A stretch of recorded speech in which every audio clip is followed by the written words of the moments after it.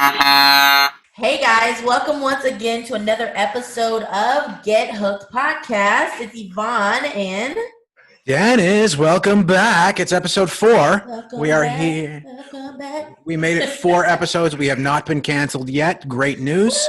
Woo! We'd like to welcome all our new international listeners. Guys, we are international now. We have people overseas in Europe listening to us now. We're worldwide. So crazy, I We're a know. global Okay, but podcast. don't let it go to your head, Dennis, okay? Too late. Already did. Too late. Well, guys, we have such a great show for you today. We're so excited. Today, we are talking about tow business in the time of COVID, what we need to do to make sure operators, tow business owners are able to maintain their business during this time. We know that there's a second wave of shutdowns coming, and so we want to talk about that. We also have an amazing guest on the show today, Miss Angela Roper, who is the director of four different tow associations. Count them. 1, 2, 3, 4. I'm like, this Wonder Woman, guys. Wonder Woman. So she's going to give us a little bit of intro about herself, but she's going to give us some insight on what she recommends to her members and how they can stay afloat during this time. But also, we're going to get deep into slow down, move over laws. We're going to get deep into National Move Over Day. We're also going to get deep into how you guys can come alongside and really help the motoring public understand what this is and why it's so important for all of us to be aware of it. So before we continue, make sure you hit that subscribe button to follow us on our socials.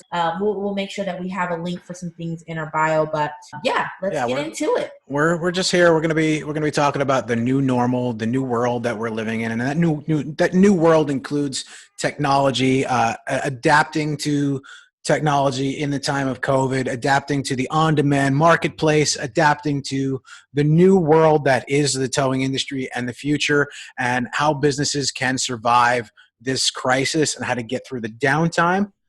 And I hate to break it to you, but if you are that guy with the flip phone, you're gonna have to get the smartphone, man. You're just gonna have to do it. We don't need you to go out to get the latest iPhone, but you might just want to have some technology available to you, be able to interact with the new world, be able to interact with the modern take on the on-demand experience. We're here at Honk. We're trying to promote the on-demand roadside experience. You're familiar with the on-demand experience, even if you don't know what it is. It's just a fancy name for that experience you get when you order Postmates or when you order DoorDash or you're waiting for a lift or any of these other services, Amazon delivery, just this whole experience where you can track from start to finish when you place your order to when your order is complete and it's arrived to you. That is the on-demand experience, and that is what we're here to talk about today. We're also going to talk about tow shows being canceled. It's kind of bad news, but we are here, and we're going to talk about some other options that are going on. We're going to talk about a lot of fun stuff. Yeah, I mean, it's in our nature to be innovative.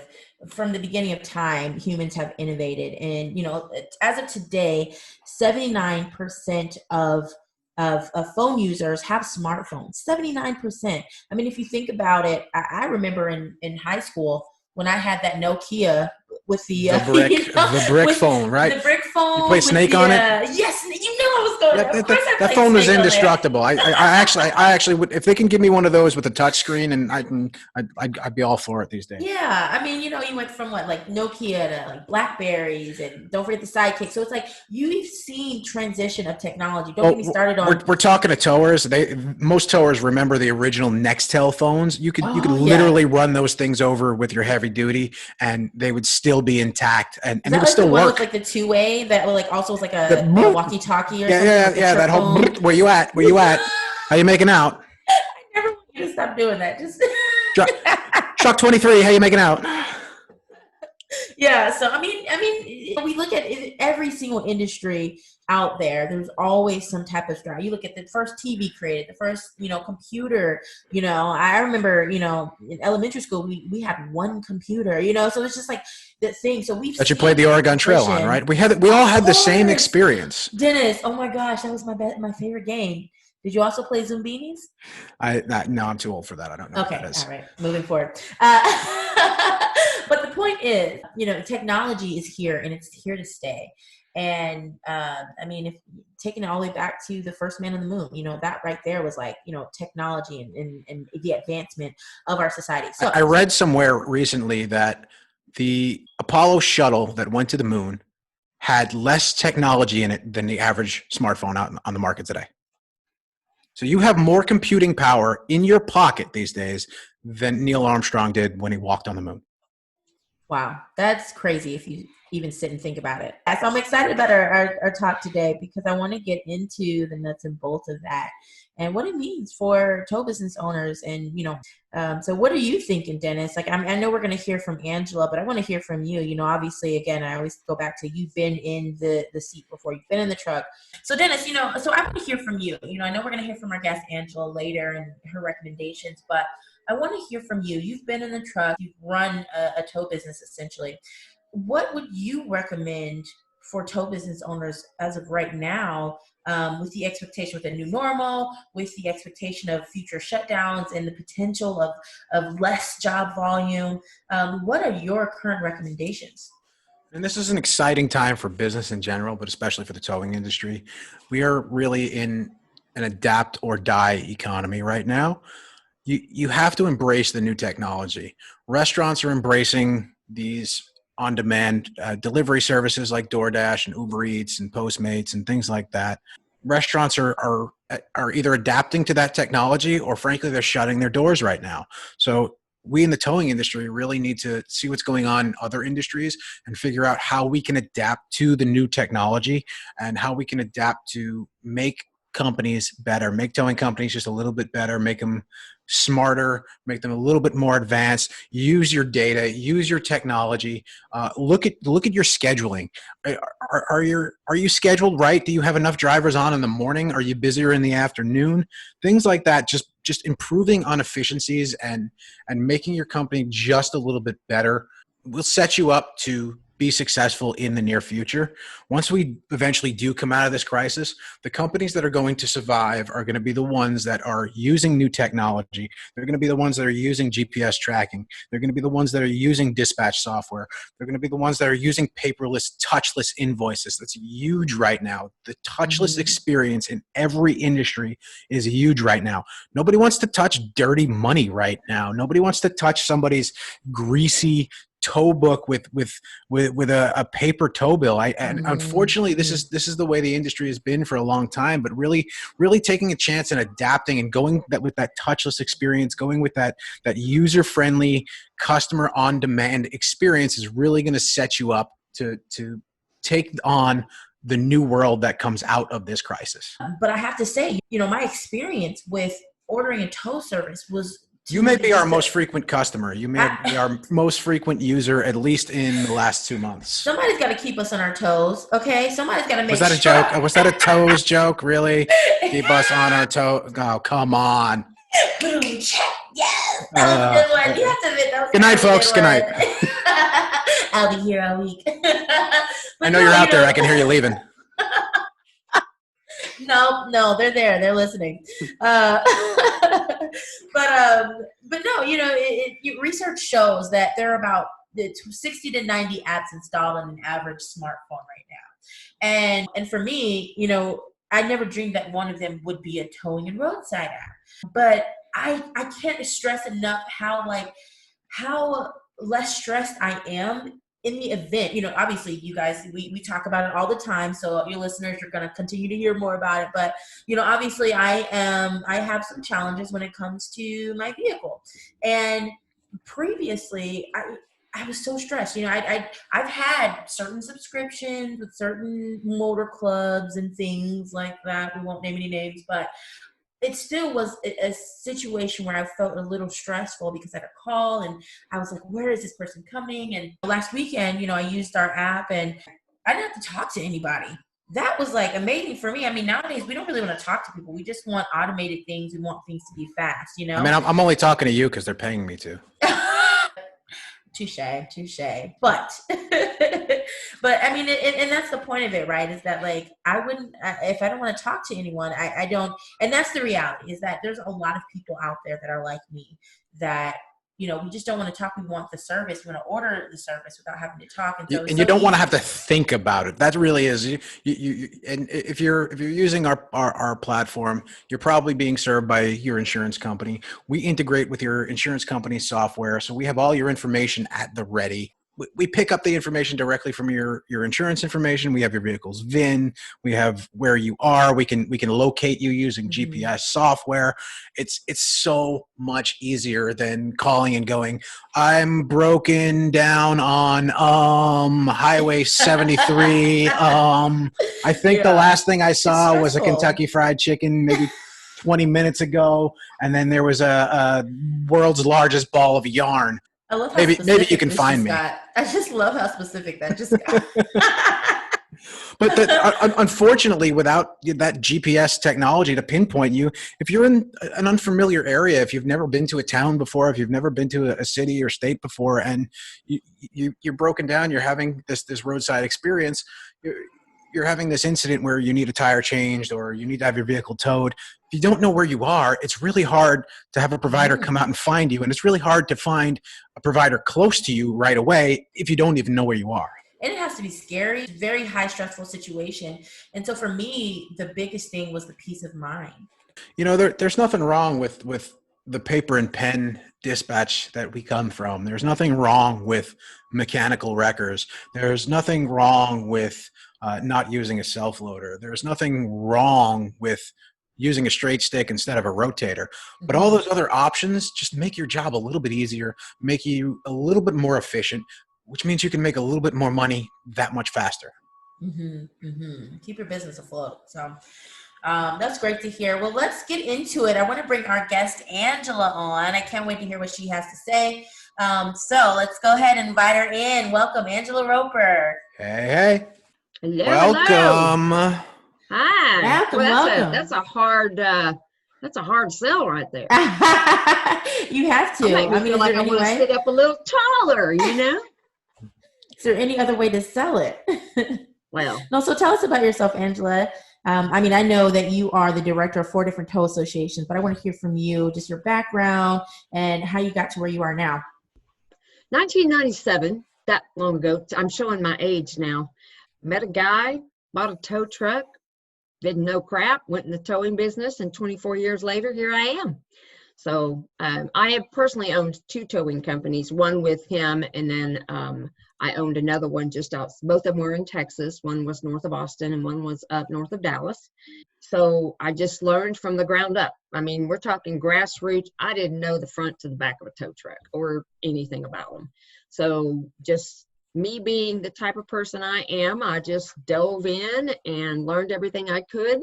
And then about the business, from dispatching to bookkeeping to driving the trucks to everything, then moving into associations and gaining as much knowledge as possible, and then into training from there. And the rest is kind of like I just keep adding to the list.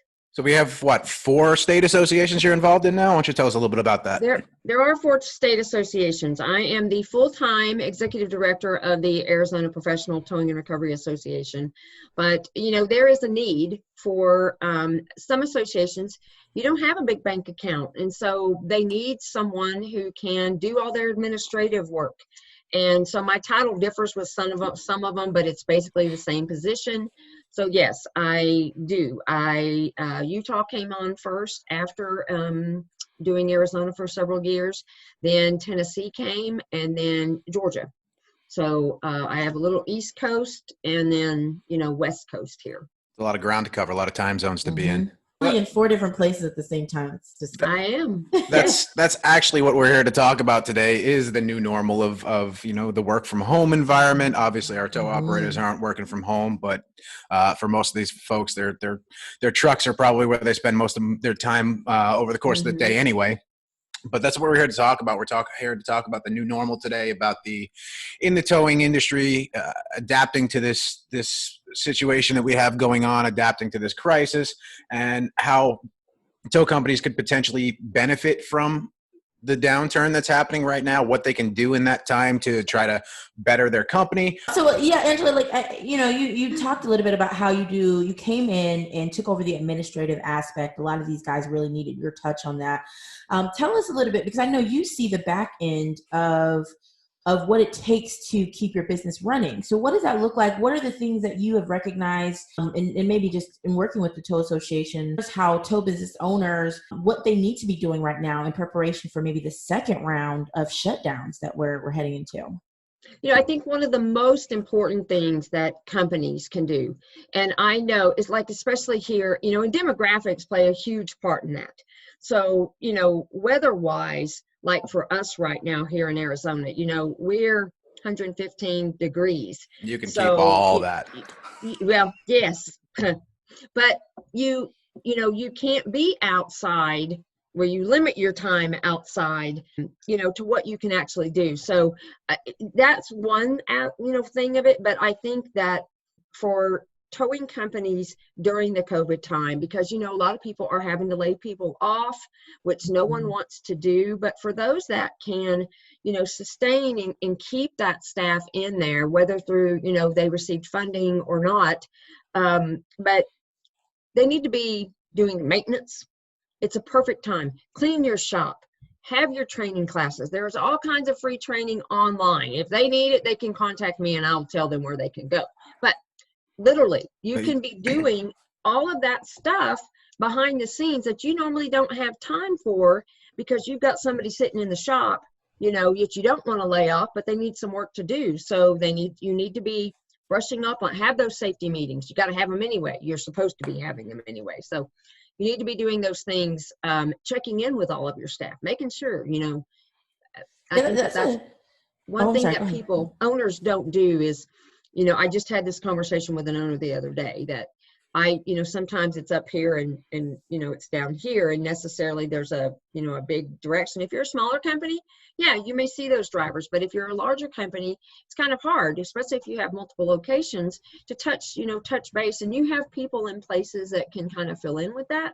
Mm-hmm. But it's a good time to reach out and touch your employees and say, hey, how are you doing? How is your family doing during this? And I think that really would help, with communication and what's going on, to let them know that, you do care what's going on. Definitely. And I think also too, that's where tech comes into play. There's all these different options out there. And, at Honk is a tech company, we're tech forward. Mm-hmm. We really focus on creating that space for consumers, especially now consumers are looking for that on demand, that Amazon, Zappos, Uber type of service mm-hmm. when it comes to towing and roadside. And so that's kind of where Honk was created out of, that expectation. And so what about that during this time? What are you thinking that owners could be doing to use the tech that's out there to really fill up some of those spaces and provide more jobs for their drivers? Well, I fight this on many, many levels in many different states. Mm-hmm. Especially, and I hate to say this because I'm older. I mean, I'm in that age group, I've hit that way over the hill mark, and I think that, with the millennial age, you have that tech ability and they're aware of that, but you have a lot of companies, owners out there that aren't familiar with GoToMeeting or Zoom, or heck, some of them don't even do email really well. And, we are forced to go to that. Elections still have to take place. Mm-hmm. So I have pushed people to go to online voting. Well, that's a challenge within itself, because if they're not familiar with that. So I think if you have younger people in your, and not necessarily younger people, but tech savvy, let's say that, tech savvy individuals who can help the people who aren't tech savvy, bridge that gap also in your company. That's something that you could do during this time. Like, hey, come in my office 30 minutes and show me how to do this stuff, because we need this. And I think it's here to stay. It's not going away. We are having general membership meetings by virtual, technology. And it's a first. We may not have a good attendance, but we're going to try it. Yeah. I mean, we all know tech is the future, and if you look at just the transition from the original quote unquote record, a rollback, Oh to yeah. now, everything is completely updated, and like infotainment centers and telematics within the vehicle itself connected. I Oh mean, it's yeah. just the future, I mean, so. historically speaking, this industry has always kind of been adverse to technology. We're still having, you can go on the forums and still see some of the debates between mechanical and hydraulic wreckers. Why do I need a They're still rotator? doing paper tickets. Just folks still doing paper tickets, still arguing why do I need a rotator? Yeah, maybe Oh you yes. don't need a rotator, but it sure as heck makes your life easier when you're out there. And you know what? If you can get that job done in 30 minutes and have the roadway back open, your local PD is going to love you. And guess what? Your truck's back to being able to earn money again. Instead of being on scene for 4 hours, you could be out of there in 30, 40 minutes if you know what you're doing sometimes. Yes. So this is the debate we're constantly having across this industry, is what new technology is going to change our world. I mean, Honk is really rooted in technology. We are a technology company first. This is what we do, and we're here to kind of fill that gap. We're trying to update the industry a little bit by bringing that on-demand technology to an industry that is a little behind the times when it comes to tech. I think it's great. I think what you guys are doing and why and how it was created, I think that is awesome. Anytime something bridges out and grows and can incorporate, other thing, in this instance, towers into that, I think it's amazing. There's a lot of technology coming up, that's out there right now that can help with saving lives and, doing things like that, and keeping, our numbers have gone up just this week, so it's not a good thing, but. Yeah. It's crazy. I recently heard a company that is effectively is working with TRAA to help consumers be aware of upcoming accident scenes. And the name of the company I've heard of is Haas Alert. Yeah, they have the Safety Cloud. Yeah. They just joined Arizona's association. Yeah, I'm very familiar. I've had many meetings with Corey Haas, the owner. Yes, awesome. Yeah. So like Great in your technology. words, and you don't have to tell us too much about what you guys are working on, but we'd love to know, what's the expectation for future work with technology like this? I think, anything that we can do, because, safety is a huge part of what I do and my passion, as we get into talking about this, as National Move Over Day. But when Haas Alert first came on the market, it is a great technology that warns, it works with Waze. So if you're familiar with Waze, like a Google Maps or something like that, it is technology that will show you, if people that are familiar with Waze, it shows you if a little police car's up here, and you can say, yes, that police car's still there, there's a crash or something. Well, with Haas Alert, what it does is, if a responder is on the side of the road and they have their lights activated, and they have the little box that Haas Alert gives in their vehicle, say like a tower, and they have turned their lights on, so Haas Alert is activated, it will send anybody using that Waze app, that will send them about a quarter mile back from the scene. It will alert them that there is a responder on scene, and that it'll flash a thing that says, move over out of that lane, closest to the incident scene, or the wording may be different in different scenarios. But absolutely, anything we can do. One thing is not going to save our lives. We can't stop distracted driving. But with that, it's just another tool in the toolbox to help us, and it is growing. I mean, it's gaining ground. He's been on the market for many years, but he's really fire based. But it's truly a great technology for towers as well. Yeah, that's something your old Hagstrom map books are certainly not going to do for you. Well, they're definitely helpful sitting there behind the seat. If you're in an area with no cell service, I mean, we really are in the information age where everything is just at your fingertips, and the customers that we deal with and our clients, they want to experience that on-demand experience, and they want to feel that experience of just being fully integrated with their vehicles and with their phones. And you have the Apple CarPlay stuff. I think Haas Alert's getting involved with that now too.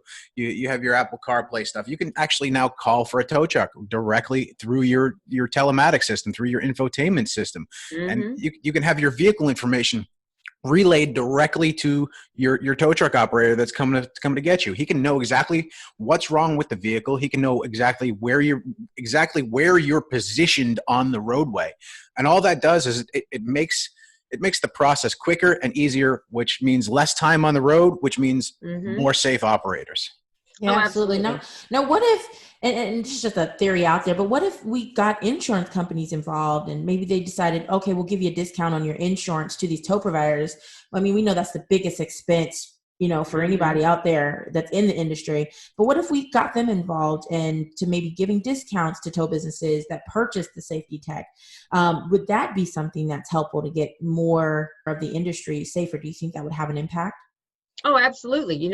Right now they give discounts if you have training. If you can show that, there's certificates for training, like if you send them to a rec master, they have a TRA certification or any kind of in-house CTTA, ERSCA training, whichever one you want to go to, they give discounts for that on your insurance. What she said is that there's huge. a lot of training out there and there's no excuse not to use it.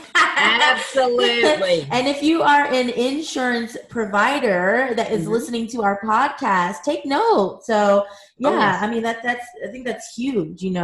There's so many discounts, like you said, for safety trainings. And I was talking about this the other day, but we get discounts for so many things with insurance. So this is definitely something that I hope they take note of. And with insurance rates where they are across the industry right now, we know it's an issue. So every little bit does help. Every little bit it can knock that number down just a little bit. Even if you can knock a couple $100 off your monthly bill every month by just sending your operators to a training class or by using XYZ device in your truck for either tracking or whatever, hard driving purposes, things like that. If you can show your insurance company that you are making an effort to be a good provider, be a good operator, and be good drivers, they're going to reward you for that hopefully they're going to be able to reward you for that on your premiums. And there are some insurance companies who will, technically, because we are motor carriers, we are supposed to be having safety meetings in our organizations. So if you are, they should be documented. Some insurance companies will take that documentation and say, hey, this company has monthly safety meetings.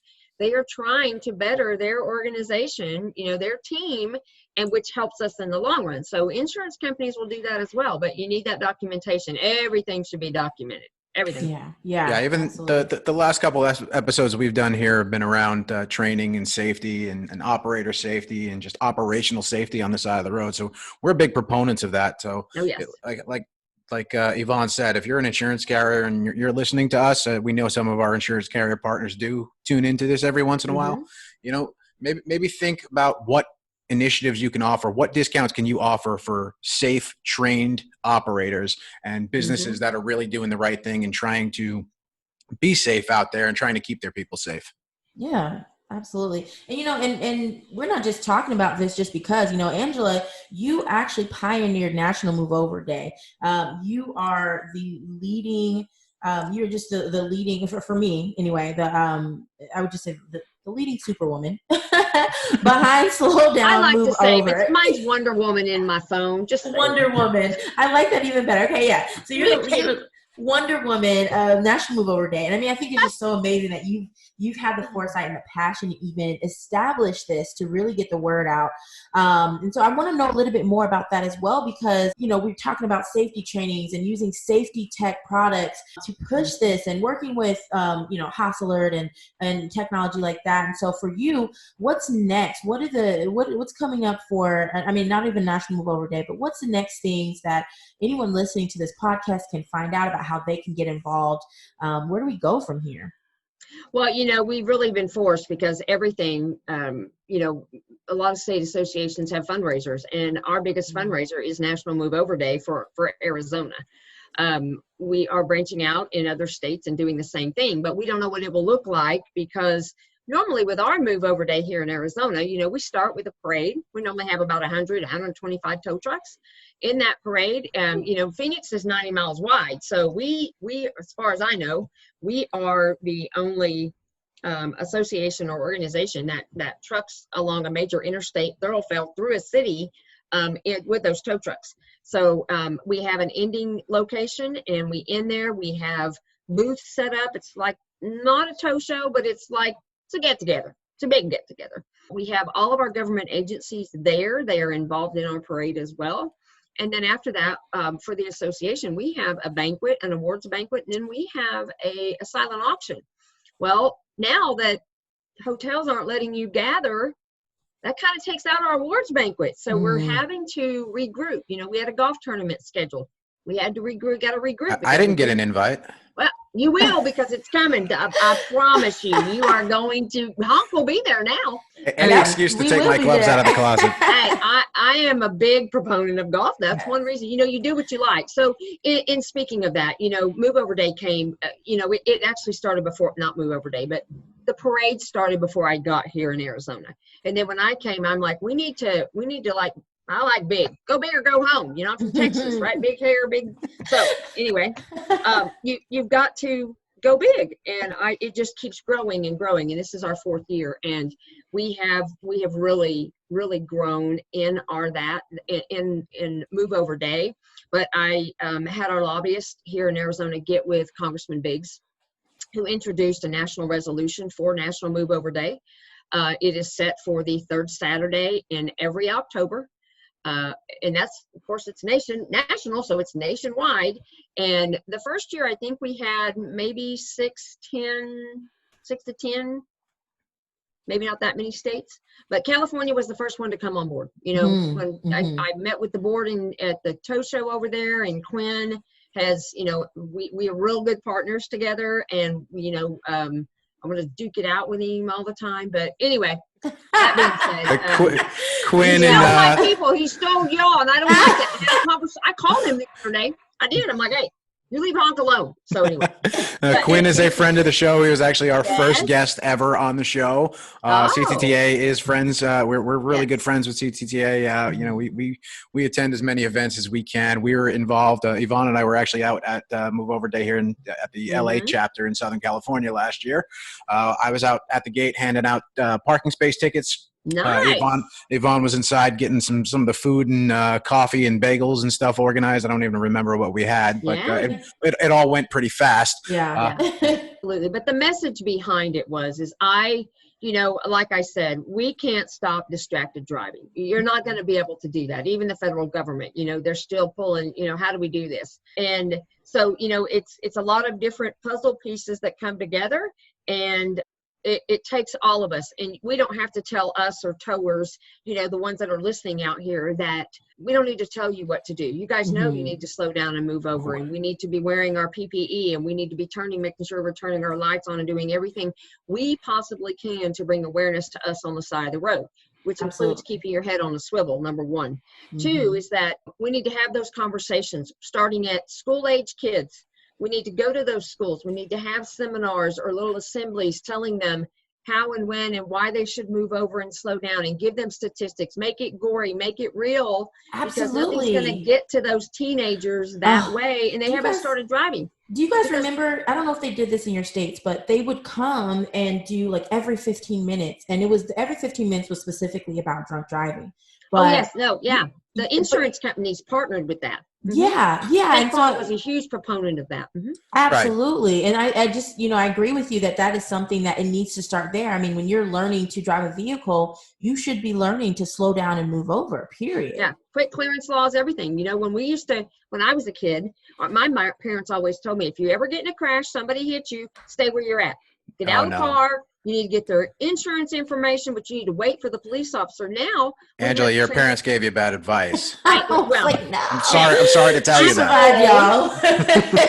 Y'all. For us older people out there, Dennis, that was what we did. We taught our kids that. But now we're telling them the exact opposite, that no, move that crap off the side of the road. If it's drivable, get it out of the roadway.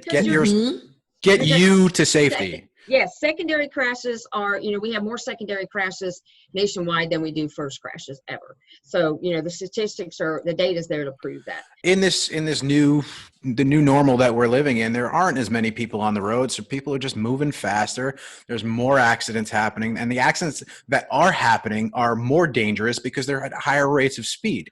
You have accidents that are happening at that normally would be 30, 40 mile an hour crashes here in LA because nobody really is able to move anywhere on the freeway. And people are getting on these freeways and they're wide open. They're doing 60, 70, 80, 90 miles an hour and they're colliding with other vehicles, and it's a mess. And it really is getting more and more dangerous with less people being on the road. Operators are even more and more danger. And, I know we lost, I think 3 operators already this week. We need to continue to educate the public. Towers know about this. Towing associations know about this. Insurance companies know about this. Motor clubs know about this. The general public needs to be aware of the fact that there are men and women working on the side of the road that need to be safe. And we need to find ways. And I love that let's bring this to driver's ed classes, and let's bring this to 5-hour training classes when you have to get that insurance discount certificate. That should be part of that course. Yep, definitely. So you just stole my whole speech. So why am I here if you're going to tell all my stuff? Well, I had a list of questions I was supposed to ask you, and you started just answering all of them. So I have to get my voice on here somehow. No, you don't. I was going to say, we usually have a segment where we ask Dennis about maybe a war story. So Dennis, this is where we can insert your voice. Steal my thunder now. Listen, and I'm here for it, Angela, because normally Dennis just picks on me, talks about my Jeep, even though I have to get it towed every now and then. Because the Jeep had to get towed again, last weekend? Because again, you don't do things right the first time. You wait till the second time to have to do it again. Listen, I can't change the tire, okay? All right, we're gonna have next time we're all in the office, we're gonna have a tire changing course in the parking lot, because I don't want to hear that you folks can't change your own tires. Okay, and if you're listening to this, first of all, subscribe to our show and like this, but also comment and let us know if you want to actually see that and get a video of that, because I promise it might be comedy, and I'm willing to put myself out there at this expense, but I think it's something that we should learn. I would love to see that. That's already 2 yeses, okay? So that's 2 yeses. I think that's a go. Let's do that. Jackie, can we book that? I think I'm going to have to regret this right now. But no, so Dennis, I do want to know. Tell us, because I think it's so important for other people, whether you're an insurance carrier, whether you're a consumer, another, a tow business owner or an operator, everyone has some type of experience with slowing down or not slowing down and moving over. So I want to hear from you, Dennis, of the experience that you had and why it's so, of course, important to you. And then Angela, I would love to hear if you have something as well.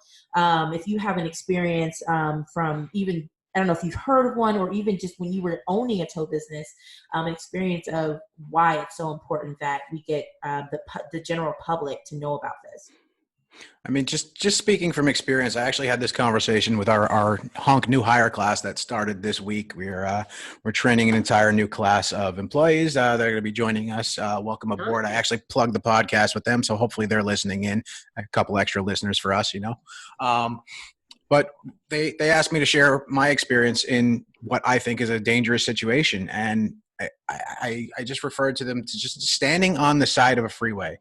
Just imagine sitting in traffic. Imagine not moving. And now imagine those cars are whizzing past you at 100 miles an hour. You're sitting in the right lane, not moving, and cars are whizzing past you at 100 miles an hour. Now take that steel cage out from around you and just stand there and feel the vibration. Just imagine that in your mind, just the vibration of cars flying past you. And you're still trying to get a job done. You're trying to hook up a vehicle. You're dealing with a customer who is not used to being in this scenario. They're scared, rightfully so. They've never, had this experience. And it really is a fear for your safety. You really have to have this I need to know exactly what to do next. I cannot make a single wrong move, because just turning the wrong way could result in my life ending today. Mm-hmm. So that's just standing out there on that white line, and just imagine that experience. And now, picture that with cars just rushing past you over and over and over again, trucks blowing past you, big rigs. That's giving me chills. Yeah, exactly. Think about that experience and put yourself in the shoes of the operator and understand that they just want to go home. They just want to get to home to see their families.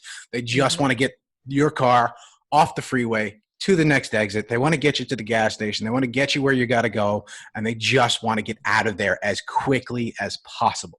Yeah. Agreed. So important. Yeah. And it's all of our responsibilities. It's not, it's definitely not, just a tow operator. Obviously, I mean, there's training and making sure you're safe, but from a motoring public standpoint, from a driver myself, it is all of our responsibilities to make sure that we all make it home safely, especially that first responder. I mean, I look at you guys as heroes. Every time, I pop a tire, somebody has to come and help me, and it's you guys. And I'm so grateful Not for for that. long. That's right. Not for long. You're going to learn today. But, if I need a tow or it's, God forbid, something happened. I mean, I was on the highway once. I was coming from LA this is when I was literally moving back to Las Vegas, and my tire just popped. And I literally first of all, I don't know why I was driving at 9 o'clock at night, but I see my tire fly off into the middle of the desert. And I'm just like, no, come back. But, there's nothing I could do except pull over to the side and wait for a tow truck to come and pick me up. And, people are driving, just whizzing past me, like you're saying, Dennis, 100 miles an hour, because it's in that part of the highway where, people really start speeding. And so it was just so scary to be there myself inside the vehicle. So I can only imagine, what it's like to be out there working, hooking the car up. And, thank God I was able to move the car to the side. But, sometimes people aren't able to. So regardless of where it's positioned on the highway, it's all of our responsibility to maintain a level of safety and just look out for one another. Yes, it is on many different levels, Yeah. But just like for all the reasons you just said, and that's why I say you have to have those conversations, because we can talk about it all day long and come up with lots of different solutions, but it's not us that need that. Yeah. It's the ones who are, it's the motoring public. And that is a big picture. I was really upset last night. It just kind of hit me because, I'm part of a small team that keeps track of data. And it is we love data. Yes. I know. And this is line of duty deaths struck by data only. So we're not tracking who gets shot, who hits a tree and dies. Unfortunately, that's not the data that we're looking for. We're looking at how, the people that are being hit by distracted drivers, and they're working at a scene on the side of the road.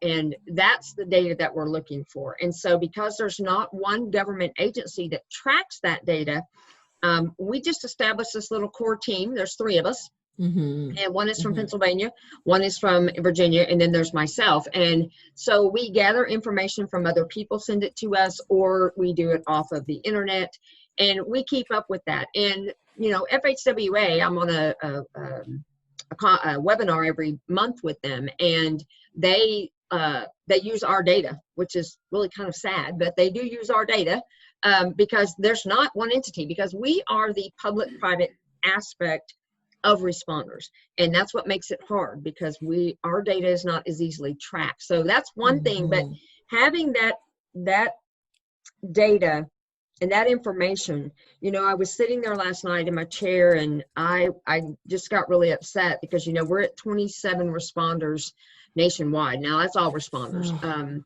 for deaths since January 1. Last year we had 43 total that we were aware of that were killed. And so we're tracking the same way this time. And I hope the numbers continue again. But back to being upset last night, I was thinking to myself, that is a terrible way to die. And what can we do? What else can we do? What can the to me, it should be an easy fix. I just had this conversation with one of the head federal highway guys yesterday. We need to start again in schools. We have to educate. We have to have those conversations. And I am so passionate about that. And if I could just snap it and happen, I'd be on it. I'd be giving speeches every day. But it takes all of us. And the point behind National Move Over Day, making it national, is to get all of these state associations or organizations, trucking associations, whichever group, it doesn't matter, but get them involved. And if we did it all on one day, then we could gain national media attention. I mean, I can just see it in my head. You have the NBC or CBS, up there in New York saying, oh, look, here's a picture of California having a parade, in Arizona. Oh, and then there's Minnesota or Florida, and, the gatherings of people, because it would make the news. It would be out there. And then people are going to go, well, why were they having this? What's going on?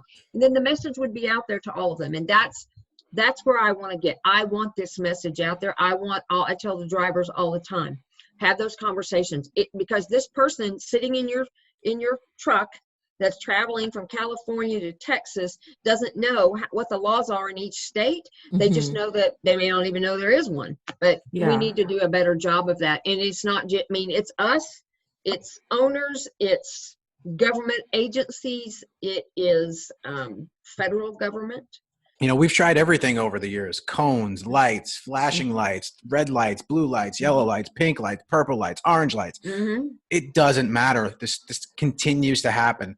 So without that public education piece, we're never going to get anywhere on this initiative. So support your local tow association. Come out for Move Over Day. We're going to share whatever information, Angela, you can give us on the events as they happen. We will be there to share them. We'll be involved with them as much as we can. California. Oh.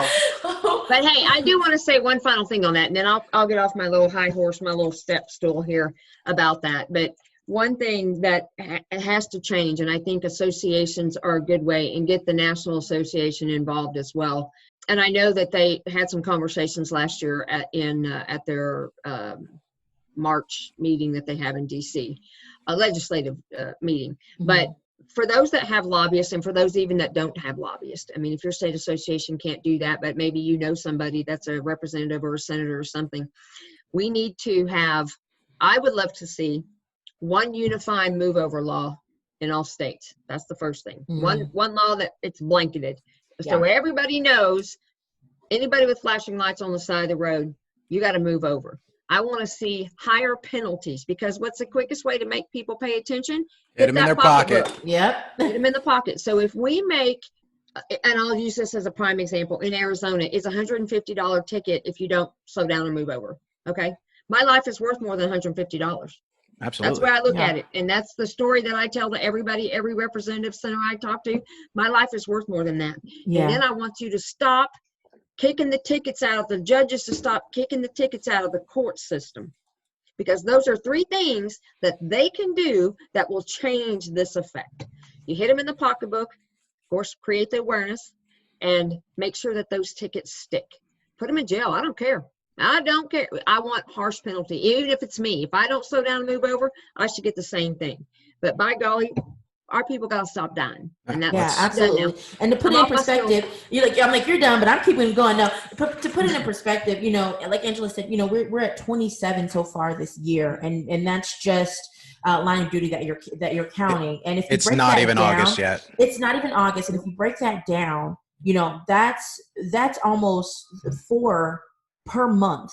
That's one person a week who's dying.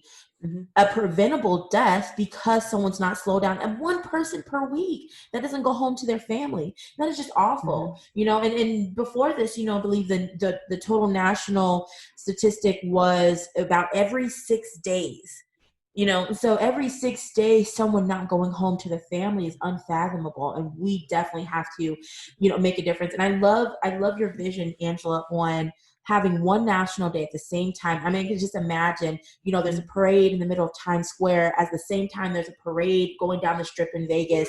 At the same time, there's a parade, going down Sunset Boulevard in California, or however, wherever we want it to. But that's just an amazing vision, because it's a national effort at that point where everyone across the nation is now a part of seeing what's happening and being made aware. I love that vision. I think it doesn't have to be a great big organized. I had a gentleman contact me, and forgive me, it's been several years ago when we first started doing this, that he contacted me because I sent out an email to all the states, and I'd put it on social media, and he saw the post, and he's like, I want to be involved. What can I do? And I'm like, well, you need to get involved in your state association. He goes, no, for whatever reason, he didn't want to do that part. So that man took a table, went to Walmart, sat out front, and handed out flyers he had printed up. He had sent me everything he was putting out there on his own, and went out there to Walmart and sat in the parking lot by the front doors and handed out this information. Oh. Now, I'm telling you, people like that,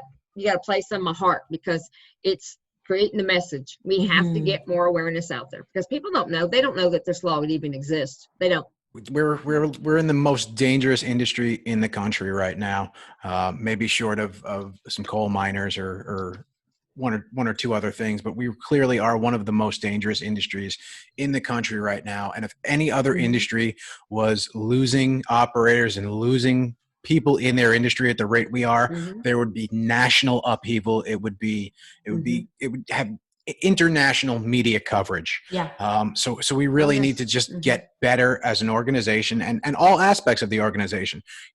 Towers can put stickers on their truck and put their lights on, but we have to do a little bit better as the people who are involved peripherally in this industry, and the people that profit off this industry all need to step up and really do their part and do their share to raise awareness in whatever way they can. And whether that be supporting towing associations, sponsoring move over events, sponsoring legislature. Speaking of your even if you have a city councilman you can talk to, an alderman, start at that level, work your way up, use your resources, use your contacts, and again, join your state association. They're here to help you as a whole. They are here to help the industry as a whole. Last week, I believe it was the beginning of last week, we had a trooper hit. His car was hit. He wasn't actually in the vehicle. Same thing, distracted driver. It was actually a Tesla on autopilot. We are going to see a lot more, and I will briefly just talk about this for a second. But, we talk about self-driving cars. That's one technology, but, connectivity is huge, and it's coming, and where cars will talk to cars. So I'm the Jetsons involved are in here, committee guys. with Virginia Tech. Can we get somebody to talk to Yvonne's car and try and get your Jeep's act together, either straighten up and fly right? Let's go. If you have your flashers on, cars have to move over for you in Arizona. Not all are that way. In some states still don't include tow trucks. So, we still have a little ways to go to get to this level, but every law is different. That's why one uniform law, I think, would really, and that way you could advertise it all the same way in every state. Because, if you have a kid that's at college, say here in Arizona, and you're in Michigan, you want to know your kid's protected. If they're broke down on the side of the road, then when they got their flashers on, people are going to be moving over them, you hope.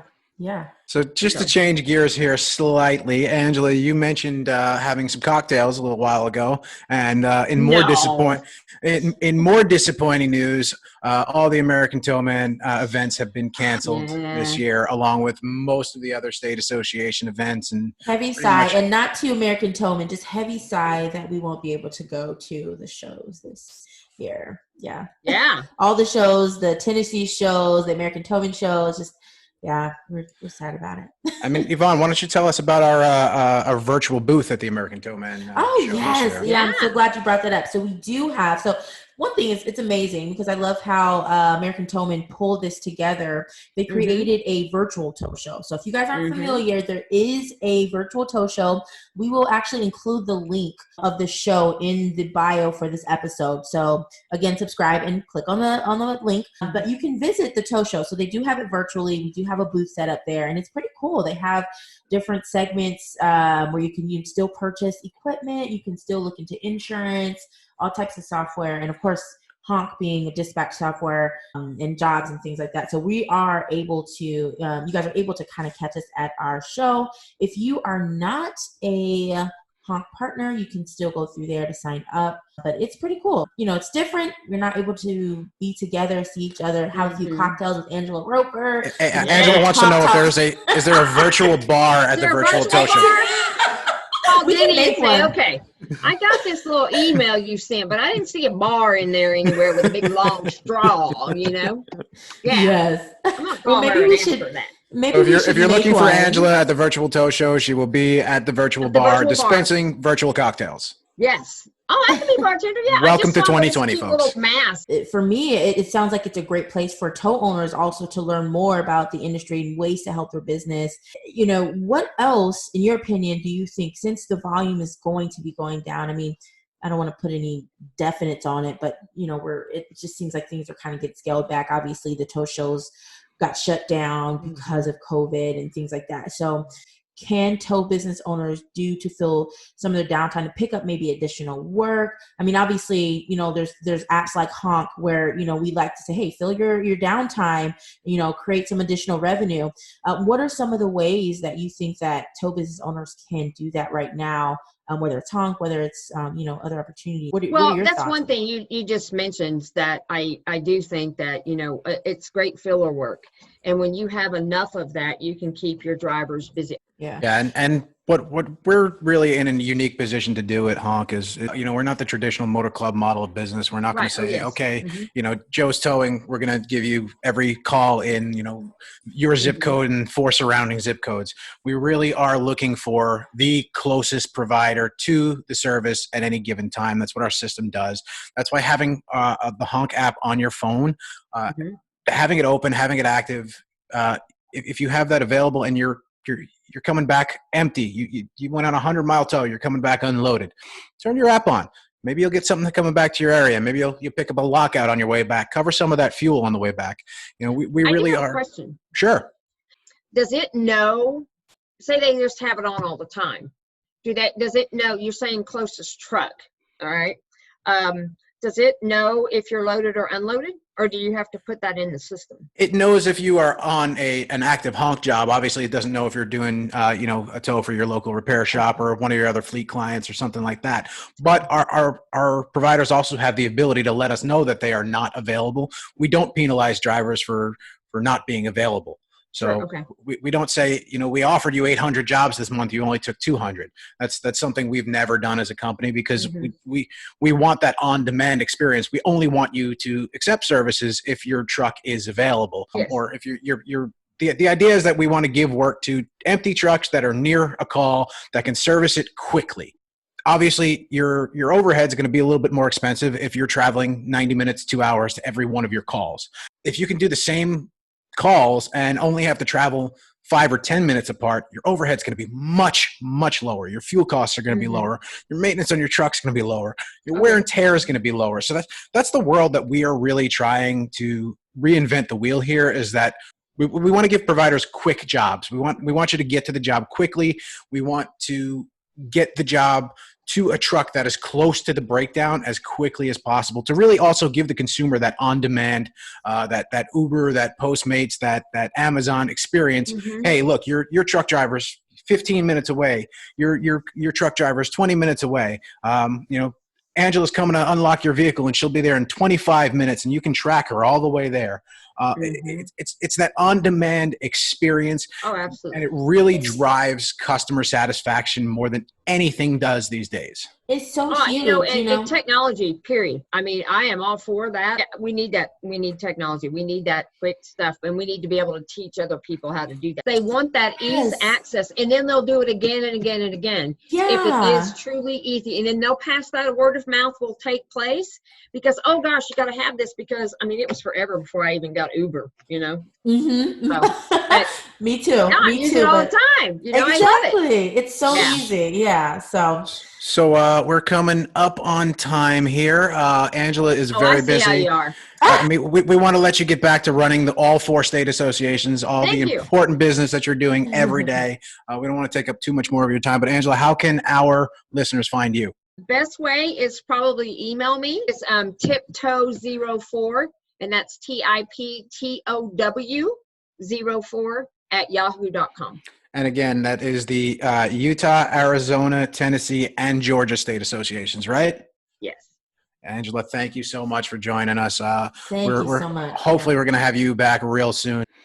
Oh, man, what a great episode, Dennis. That was so fun. I'm so glad we had Angela on today. A lot of cool stuff we just finished talking about. We are really living in the new normal, in the future economy, and we're all just trying to get through this crisis and come out on the other side safe and sound. Dennis, man, such a good conversation. I'm so glad we got into tech and the new normal and National Move Over Day. Just doesn't it burden you when you hear about some of those statistics? Yeah, this is. I mean, we all know the statistics. It's just every time you hear them, they just they make your heart sink to the bottom. Yeah. You really feel it. But honestly, it was a great conversation with Angela. Angela's a great guest. I'd love to have her back anytime. She's been fantastic with us. Can't wait to actually get back out to the tow shows that we talked about sometime next year. Hopefully we'll get back out on the road, but the virtual tow show stuff is really awesome. Yeah. And also too, I love that she talked about ways for providers to fill up their downtime and make it some additional revenue. Yeah. And some of the tech that's out there to help them do that. There's plenty of things that you as a tow operator, as the owner of a tow company, as a manager, there are things that you can be doing to improve your company in this downtime. And that's what we're here for. We want to give you those resources. We want to give you the ability to know how to use technology, how to use it easily and integrate it into your business. We're giving you some great tips on what to do in that downtime for safety and training and best practices, and how to maybe lower your insurance rates. I hope we can help with that in just even the slightest way, because we know that's a major issue for the industry as a whole. But that's what we're here for. We really just we want to share information with you. We want to give you access to the information, give you access to the products and tools to make your business just that much stronger during this crisis. Absolutely. Tech is here, guys. The future is here. Don't get left behind. The future. The future. Awesome. Well, don't forget, and if you guys have been listening to the podcast, you know that the last episode we talked about our partner Spiffy, who has some cool stuff. Absolutely. And so Spiffy's really great. They're the leading provider of mobile vehicle disinfection services. They just launched an e-commerce website to distribute a lot of their disinfection products. So make sure you guys take advantage, because they've given Honk a special discount just for you, our listeners. You go to the website, spiffydisinfectionstore.com, and use the promo code HONKSAFETY, that's HONKSAFETY, to purchase your products. Yeah, this is some cool stuff. If you're looking for a solution to disinfect your trucks, a lot of providers I talk to are disinfecting their trucks after every service, doing it between shifts. Drivers come back, their drivers are day driver parks his truck, he disinfects it, night driver comes on. This is just a great solution to be able to do that easily, quickly, having these products at the ready. They sell in bulk, and we're offering some really great discounts if you use our promo code. Once again, that's Honk Safety. Yeah, guys, don't be afraid to clean it up and stay safe out there. Let us know. We want to know what topics you guys want to hear. I mean, this show is all about the tow industry. So if there's topics you want to hear, comment. If there's questions you have about the show, about Honk, comment. We want to hear from you guys. This is what we're here for. We are a podcast for you. Yvonne said it better than I can. We're here. We are here for you. We're here to give you resources to improve your day, make you a little bit more efficient, make your company a little bit more efficient, hopefully put some more money in your pocket. That's what we want to do. Yeah, I like it. And as always, guys, remember to get hooked.